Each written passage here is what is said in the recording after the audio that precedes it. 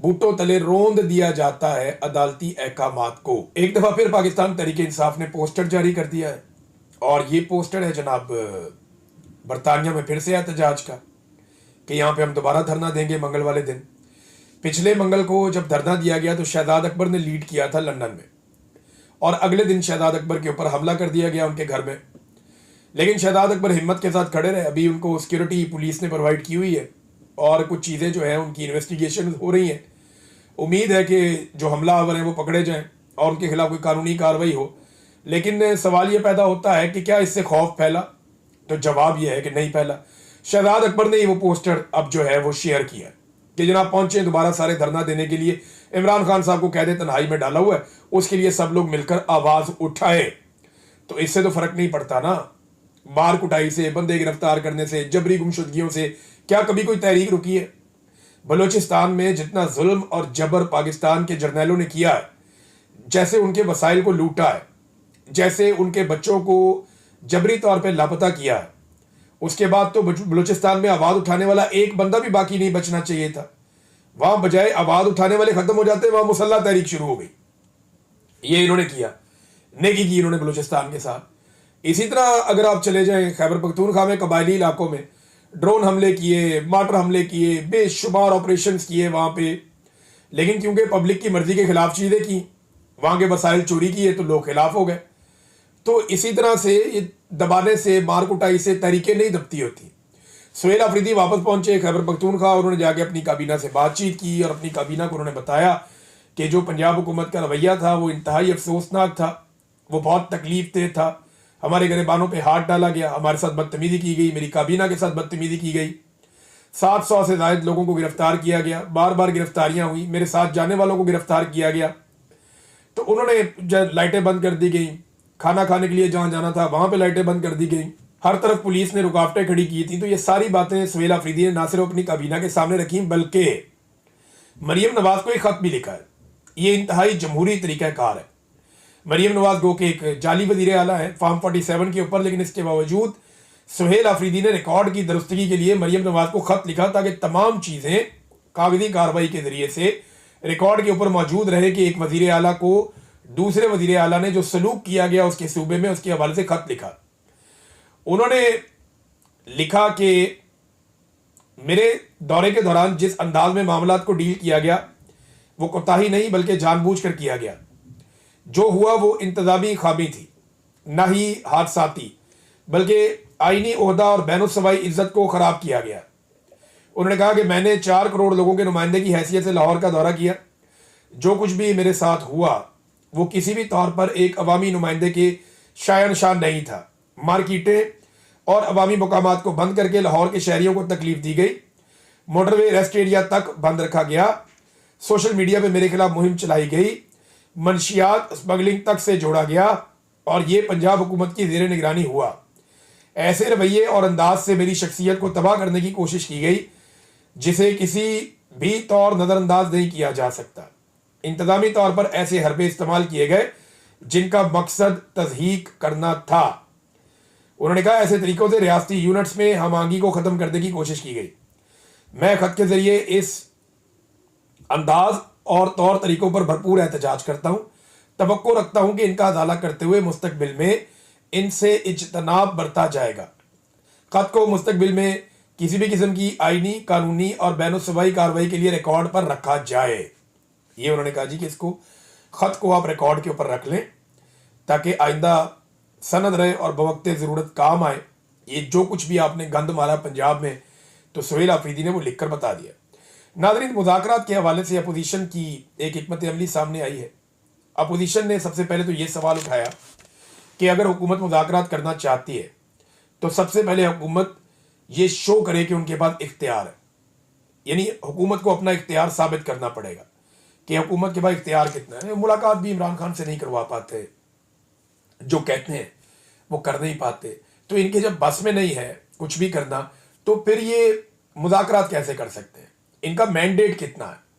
ये कितनी बात कर सकते हैं और कितनी बात पूरी कर सकते हैं? ये सवालात अपोजिशन अब उठा रही है हुकूमत से। हुकूमत के लिए इससे मुश्किलात बढ़ेगी। और इसमें एक और जो स्टेटमेंट है वो महमूद अचकज़ई साहब के हवाले से आया कि सारी पार्टियों, इदारों, जर्नैलों, जजों को, सबको बिठा लो, हर कोई अपनी डोमेन में वापस चला जाए और वहां से आइन के मुताबिक पाकिस्तान आगे बढ़े। हम पाकिस्तान को मुश्किल से निकालना चाहते हैं। खान साहब से ना डरे, वो बड़ा आदमी है, वो किसी से इंतकाम नहीं लेगा। ये अल्लामा राजा नासिर अब्बास साहब ने भी कहा, यही बात जो है महमूद अचकज़ई साहब ने भी कही और उन्होंने बड़ा क्लियर मौक़िफ़ दिया। और पाकिस्तान तहरीक इंसाफ ने कैटेगोरिकली कहा कि जी मुज़ाकरात का इनको इख्तियार दिया हुआ है इमरान खान साहब ने, तो ये मुज़ाकरात कर लें। महमूद अचकज़ई साहब, अल्लामा राजा नासिर अब्बास साहब, इनके पास मैंडेट है, आप इनसे बात करें, जाके आप मुज़ाकरात करें। लेकिन पाकिस्तान तहरीक इंसाफ तो तैयारी करती रहेगी एहतजाज की। जो इमरान खान साहब ने कहा कि स्ट्रीट मूवमेंट हमने चलानी, तो इमरान खान साहब की पार्टी एहतजाज की तैयारी कर रही है। दूसरी जानिब आपके सामने है कि जो मुज़ाकरात वाले हैं मुज़ाकरात पे बात कर रहे हैं, लेकिन मुज़ाकरात के लिए हुकूमत को पहले अपना इख्तियार साबित करना पड़ेगा। सिंध में स्ट्रीट मूवमेंट पर काम शुरू हो गया है। बहुत सारे शहरों से, बहुत सारे इलाकों से बहुत सारी वीडियोस आई हैं जहां पे गली मोहल्लों के अंदर लोगों को एंगेज किया जा रहा है, लोगों तक मालूमात पहुंचाई जा रही हैं, अगली आने वाली स्ट्रीट मूवमेंट के लिए उन्हें मोटिवेट किया जा रहा है। और दूसरा, जैसे मैंने आपको बताया था कि खैबर पख्तूनख्वा के अंदर अब एक बड़े पैमाने पर स्ट्रीट मूवमेंट के लिए एक एक्टिविटी का आगाज़ होगा और वो एक्टिविटी आप आने वाले दिनों में देखेंगे। और यही वो हफ्ता है जिसके अंदर मेरे ख्याल में अनाउंसमेंट हो जाएंगी और अनाउंसमेंट के बाद अमली तौर पे काम शुरू हो जाएगा। फिर आप देखेंगे कि बहुत तेज़ी से स्ट्रीट मूवमेंट आगे की तरफ बढ़ेगी। पंजाब के अंदर उसके बाद ये सिलसिला शुरू होगा और बलूचिस्तान, आप जानते हैं कि वहाँ पे पाकिस्तान तहरीक इंसाफ की क़यादत बड़ी तगड़ी है। तहरीक इंसाफ के जो लोग हैं वो बलूचिस्तान में बड़े कमिटेड हैं और जब वहाँ पे ये मूवमेंट जाएगी तो वहाँ बड़ी तेज़ी से पैगाम पहुँचता है और बलूचिस्तान भी इसके अंदर शामिल हो जाएगा। फिर आज़ाद कश्मीर में आगे इलेक्शन आ रहा है और गिलगित बल्तिस्तान में, तो यहाँ पे बड़े पैमाने पर एक्टिविटीज़ की उम्मीद की जा रही है स्ट्रीट मूवमेंट के हवाले से। नाज़रीन, पाकिस्तान के ज़र मुबादला के ज़खायर के हवाले से एक खबर दोबारा पाकिस्तान के मीडिया की जीनत बनी है और ख़बर वही कह रही है जो मैं आपको बड़े लंबे अरसे से बता रहा हूँ कि पाकिस्तान के पास जितना भी पैसा पड़ा हुआ है उसमें ज़्यादा पैसा दूसरे दोस्त ममालिक का है, पाकिस्तान का वो पैसा नहीं है। 16 अरब डॉलर के आसपास पैसे पाकिस्तान के ज़र मुबादला के ज़खायर में पड़े हुए हैं, पाकिस्तान के कौमी ख़जाने में, और इन 16 अरब डॉलर्स में से 12 अरब डॉलर से ज़ायद रकम हमने दोस्त ममालिक की रखी हुई है, बाकी थोड़ी सी रकम पाकिस्तान की है। और रोल ओवर करने के चक्कर में पाकिस्तान अब कर क्या रहा है, पाकिस्तान अपने असासे दोस्त ममालिक को दे रहा है। अगर पाकिस्तान इसी तरह अपने असासे दोस्त ममालिक को देता रहा तो पाकिस्तान के साथ क्या होगा ये मैं आपको आगे चल के बताता हूं, लेकिन पहले ये डाटा देखें। ये एक रिपोर्ट आई है, ये डॉन की रिपोर्ट है। रिपोर्ट के मुताबिक साल 2022 से अब तक कुल 25 गैर मुल्की कंपनियां पाकिस्तान से या तो अपना कारोबार मुकम्मल तौर पर लपेट कर या अपने शेयर्स बेचकर जा चुकी हैं या अपने ऑपरेशंस में बहुत हद तक कमी ला चुकी हैं। मौजूदा साल 2025 में अब तक 5 गैर मुल्की कंपनियां पाकिस्तान से जा चुकी हैं। पाकिस्तान से कारोबार लपेटने वाली गैर मुल्की कंपनियों का ताल्लुक energy, pharmaceutical, engineering, chemicals, transport, IT और टेलीकम्युनिकेशन के सेक्टर से है। ये कंपनियां पाकिस्तान एक एक करके छोड़ती चली जा रही हैं। देखिए, अगर इसी तरह आप अपने जो कर्जे आपने लिए हुए हैं या जो पैसा आपने लेकर डिपॉजिट किया हुआ है अपने कौमी खजाने के अंदर, उनके बदले में अगर आप दोस्त ममालिक को असासे देंगे तो उसका नतीजा आपको पता क्या निकलेगा। गवादर के हवाले से मैं आपको एक चौंका देने वाली खबर देता हूं और ये खबर अभी कैसर बंगाली साहब हैं, उन्होंने मंजर आम पर लेकर आए और सोशल मीडिया पे ये गर्दिश भी कर रही है। दावा यह है कि गवादर में पाकिस्तान का जो शेयर है, ये पूरे गवादर की मैं आपको बात कर रहा हूं, गवादर को पाकिस्तान की तरक्की का एक बहुत बड़ा पिलर कहा जाता है कि फ्यूचर में गवादर में एक बहुत बड़ी बंदरगाह बनेगी, उसके जरिए से पाकिस्तान बहुत तरक्की करेगा, पाकिस्तान में बहुत ज़्यादा एम्प्लॉयमेंट जनरेट होगी, गवादर के अंदर एक नया शहर बसेगा, एक बहुत बड़ा और जदीद शहर। जैसे शहर आपको मस्कत है, जैसे यूएई है, दुबई है, जैसे शारजा है, इस किस्म का एक बड़ा शहर जो है वो आबाद किया जाएगा गवादर में। लेकिन गवादर है किसका, ये उन्होंने बताया कि गवादर में पाकिस्तान का शेयर सिर्फ 9% है और चाइना का शेयर 91% है। 91% चाइना, 9% पाकिस्तान। और अगर चाइना ने किसी वक्त पाकिस्तान से पैसे मांगे तो थोड़े पैसों के एवज सारा का सारा गवादर चाइना का हो जाएगा। अगर ये सारा गवादर चाइना का हो जाता है, यही गारंटी पाकिस्तान की हुकूमत ने दी है ना, तो फिर आपको गवादर खाली करना पड़ जाएगा। बिल्कुल वैसे ही जैसे श्रीलंका में और बांग्लादेश में उन्होंने अपने पोर्ट और बड़ी अहम जगह जो है वो सारी की सारी चाइना को दे दी, इसी तरह आपको पूरा गवादर चाइना को देना पड़ेगा। फिर चाइना बन जाएगा गवादर का मालिक और आप हाथ मलते रह जाएंगे। ये पाकिस्तान के हुक्मरानों ने पाकिस्तान के साथ किया। ये पिछली 1.5 दहाई का सारा किस्सा है। 15-20 साल के अंदर ये पाकिस्तान के साथ खेल इन्होंने खेल दिया। अब गवादर के अंदर एक तहरीक चलती है, आपको याद होगा, हक दो तहरीक। ये जमात इस्लामी चलाती है। वहां पे गवादर के शहरियों को लेकर सड़कों पे बैठ जाते हैं। मेरे एक सोर्स ने मुझे यह दावा किया कि ये जो हक दो तहरीक चलती है ना, इसके पीछे एजेंसियां हैं पाकिस्तान की, क्योंकि उन्हें यह लगता है कि अगर ये लोग यहां से ये इलाका छोड़कर चले गए तो फिर चाइना बड़े आराम से पूरे गवादर के ऊपर काबिज हो जाएगा और गवादर चाइना का हो जाएगा। तो एक प्रेशर टैक्टिक्स के तौर पे जमात इस्लामी का बंदा हक दो तहरीक के हवाले से, ये मेरे दोस्त ने दावा किया, उन्होंने कहा जी कि हक दो तहरीक जो है वो एजेंसियों की चलाई हुई तहरीक है। गो कि उनके मुतालबे बड़े अच्छे लगते हैं कि जनाब समंदर के अंदर शिकार ना खेलें, कोई ट्रेलर माफिया ना आए, कोई शराब नोशी ना हो, कोई रास्ते बंद ना किए जाए। तो मुतालबात उनके बड़े अच्छे लगते हैं सुनने में, या हमें यहाँ से ना निकाला जाए, हमें नई जगहों पे शिफ्ट ना किया जाए। तो 50,000 लोगों को वो साथ जोड़ा हुआ हक दो तहरीक चलती है और बड़ी कामयाब चलती है। वो कहते हैं जिसकी पीछे एजेंसियां हैं, ताकि चाइना के ऊपर ये दबाव बना रहे कि ये गवादर खाली करके नहीं देना आपको। लेकिन अगर आप पैसे नहीं दे पाएंगे तो फिर आपको गवादर खाली करना पड़ेगा। एक अजीबोगरीब सूरत हाल जो है वो गवादर में बनी हुई है। और इस वक्त पाकिस्तान के अंदर पाकिस्तानियों की तवज्जो कितनी है, 1000 अरब के तरक्याती बजट पाकिस्तान के पास, हुकूमत के पास मौजूद था। ये डाटा मैं आपके सामने रख रहा हूं। 1000 अरब का तरक्याती बजट है, उसमें से सिर्फ 9% खर्च हुआ, यानी 1000 अरब में से सिर्फ 90 अरब खर्च हुआ और 910 अरब जो है वो खर्च नहीं हुआ। ये इन्होंने पाकिस्तान के साथ क्यों किया? देखिए, आधा साल गुजर गया, आधा साल बाकी है। आधे साल के अंदर 9% रकम खर्च की है और 91% रकम खर्च नहीं की। ये ऐसा इसलिए करते हैं कि ये पैसा बचा बचा के रखते हैं और बाद में इसको सियासी रिश्वत के तौर पे अराकीन असेंबली के अंदर ये इधर उधर बांटते हैं पार्लियामेंटेरियंस को और अपने अल्ले तल्लों में खर्च करते हैं। रोजाना की बुनियाद के ऊपर ये 6 अरब रुपए का कर्जा ले रहे हैं। वो पैसा किधर जा रहा है? जो 6 अरब रुपए का रोजाना ये कर्जा ले रहे हैं, 858 अरब का कर्जा इन्होंने 5 महीने में ले लिया, वो पैसा किधर जा रहा है? तरक्याती मंसूबे सारे के सारे रोके हुए हैं। सिर्फ 90 अरब के मंसूबे इन्होंने किए हैं आधे साल में, जबकि कम से कम 500 अरब के मंसूबे होने चाहिए थे। अब तक इन्होंने अपनी रकम में से सिर्फ 9% खर्च किया है।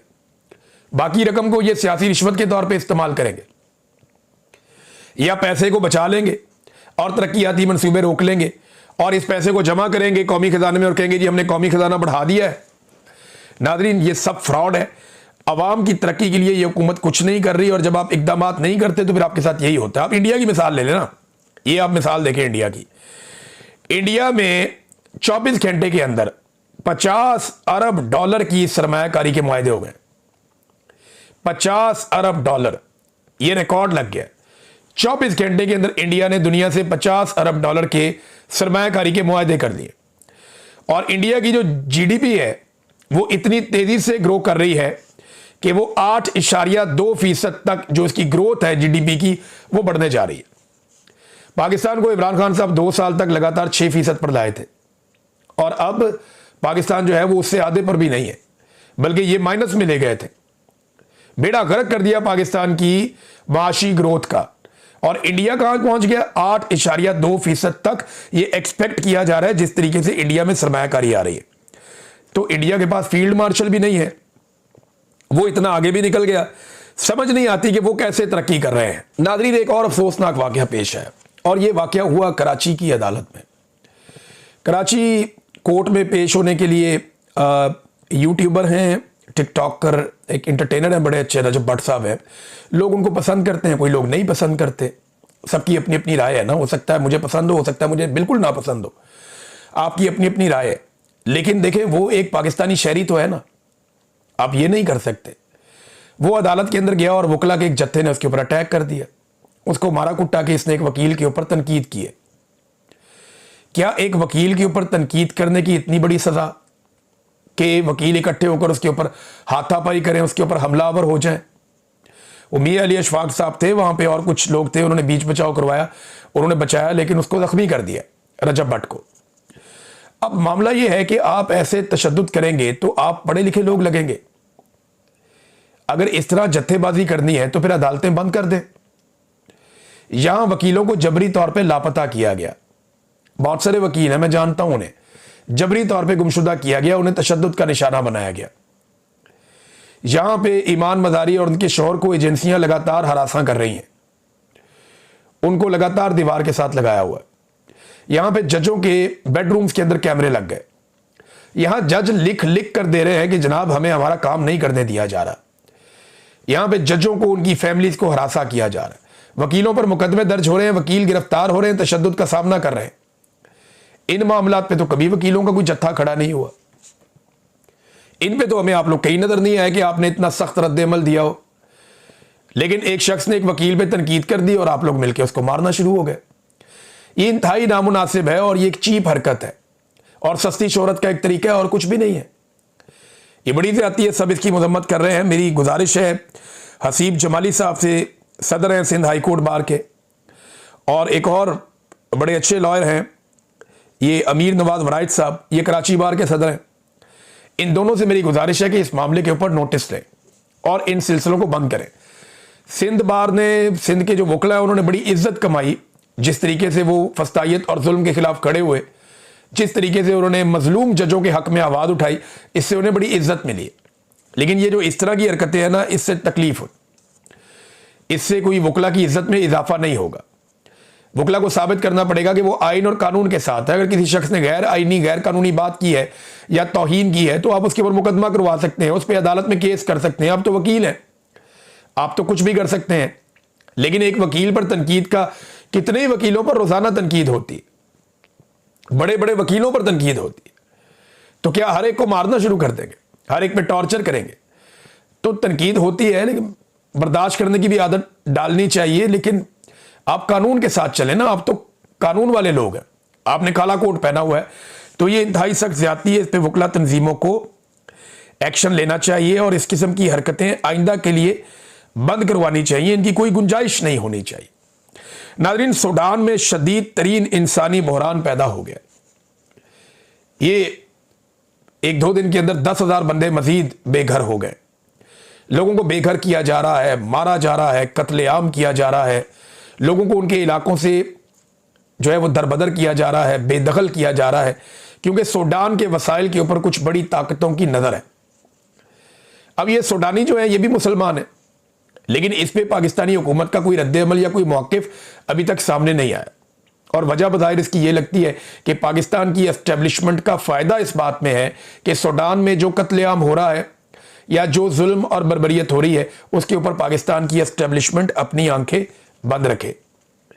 और ये जो हफ्तार ग्रुप है लीबिया वाला, जो इसके अंदर कुछ हद तक मुलव्विस है, उस ग्रुप को जाके पाकिस्तान के फील्ड मार्शल मिलते हैं, हालांकि अक़वाम मुत्तहिदा उन्हें तस्लीम ही नहीं करता। वो 82 साल का होने के बावजूद फील्ड मार्शल मुल्क का बना हुआ है और अपने बेटे को लेफ्टिनेंट जनरल बनाया हुआ है 34 साल की उम्र में। लेकिन फील्ड मार्शल जाकर उन्हें मिलते हैं। अब जहां पे पैसा है, जहां पे दौलत है, जहां पे मफादात है, ये जाकर वहां खड़े हो जाते हैं। सुहेल बड़ाइच साहब ने एक स्टेटमेंट दिया, उन्होंने कहा जी शहबाज शरीफ एक कामयाब वजीर आजम, उन्होंने करार दिया। ये जो अफवाहें आ रही है ना, इनमें कोई सदाकत नहीं है कि कोई और सेटअप आ जाएगा, शहबाज शरीफ कंटिन्यू करेगा, बहुत कामयाब वजीर आजम है। मेरा सवाल यह है कि कामयाबी का पैमाना क्या है? सिर्फ जूते पॉलिश करना या एस्टेब्लिशमेंट के साथ चलने की सलाहियत, यह है कामयाबी का पैमाना? पाकिस्तान कहां है इस पैमाने में?